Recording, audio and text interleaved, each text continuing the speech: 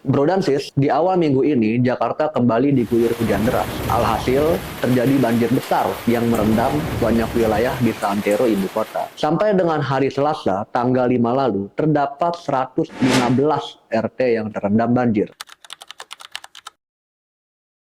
di mana 78-nya terletak di Jakarta Selatan. Dampaknya, banyak aktivitas masyarakat yang menjadi terganggu. Macet terjadi di mana-mana, dan lebih parahnya lagi, 118 warga harus mengungsi karena tempat tinggalnya kini berada di bawah permukaan air. Ini merupakan kesekian kalinya banjir besar terjadi pada masa kepemimpinan Gubernur DKI, Pramono Anung. Padahal, Mas Pram dan Bang Dul waktu debat Pilgub kemarin pernah berjanji akan menyurutkan banjir di Jakarta. Tapi, kenyataannya Jakarta masih terendam oleh banjir yang terjadi dari waktu ke waktu hingga saat ini. Bro dan sis, sebenarnya ini bisa saja dihindari. Jakarta tidak perlu terendam oleh banjir dan warganya ikutan terlelap setiap kali ada hujan besar. Di tahun 2026 ini, para anggota DPRD termasuk dari fraksi PSI telah menyetujui anggaran sebesar 2,8 triliun untuk penanganan banjir. Mas Pram, itu bukanlah anggaran yang sedikit dan telah ditarik dari uang pajak masyarakat Jakarta yang berharap bisa digunakan untuk mengatasi permasalahan-permasalahan di kotanya, termasuk banjir ini. Pertanyaannya, dengan anggaran yang sebesar itu, apakah sudah digunakan dengan seefektif dan sebaik mungkin? Jangan lagi kita beralasan bahwa banjir ini dikarenakan kondisi alam. Bahwasannya, Jakarta berada di dataran rendah, sehingga air dari daerah-daerah lain mengalir ke sini, itu tidak bisa dinafikan. Bahwasannya, ruang-ruang terbuka hijau sebagai wilayah resapan air kian berkurang juga merupakan fakta yang perlu kita hadapi. Bahwasannya Jakarta juga berhadapan dengan kenaikan air laut, itu merupakan realitas. Bahwasannya perubahan iklim membuat curah hujan semakin tinggi juga menjadi tantangan. Tapi alam tidak bisa terus-menerus dijadikan kambing hitam. Bro dan sis, ada kok kota-kota lain yang berhasil mengendalikan alam, asalkan pemerintahnya bisa bekerja dengan benar. Contohnya, Amsterdam di Belanda dengan sistem bendungannya bisa menghalau air laut sehingga tidak bisa masuk ke daratan. Tokyo di Jepang dengan sistem saluran airnya yang canggih dapat mencegah terjadinya banjir saat musim hujan datang. Jadi, Mas Pram, kuncinya adalah di kompetensi pemerintah dan pembangunan infrastruktur yang memadai. Demikian, alih-alih menganggap banjir sebagai hal yang wajar-wajar saja, Pemprov DKI mestinya proaktif dalam bersikap dan mengambil tindakan. Pengerukan kali perlu digencarkan. Normalisasi aliran sungai harus dikejar. Pembersihan dan pelebaran saluran-saluran air perlu dilakukan, serta pembangunan dan pemeliharaan pompa-pompa air jangan sampai dilupakan. Gimana menurut Bro dan Sir? Yuk kita bahas di kolom komentar.